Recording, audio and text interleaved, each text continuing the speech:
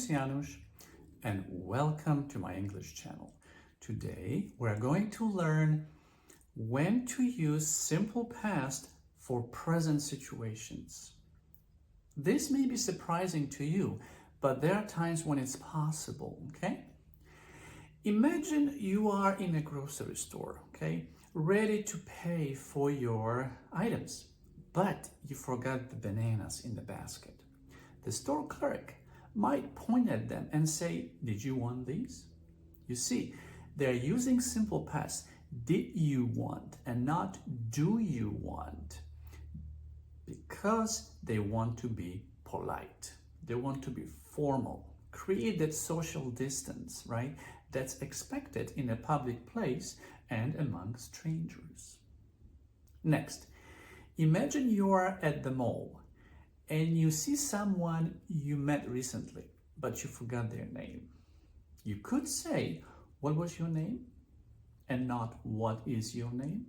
Again, you're trying to be polite, okay? Formal.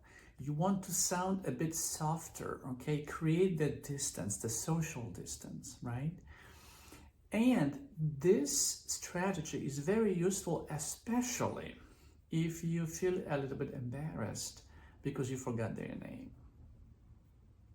Finally, imagine you are making a phone call to make an appointment with your doctor, okay? You could say, "I wanted to see if I could make an appointment with Dr. So-and-so next week."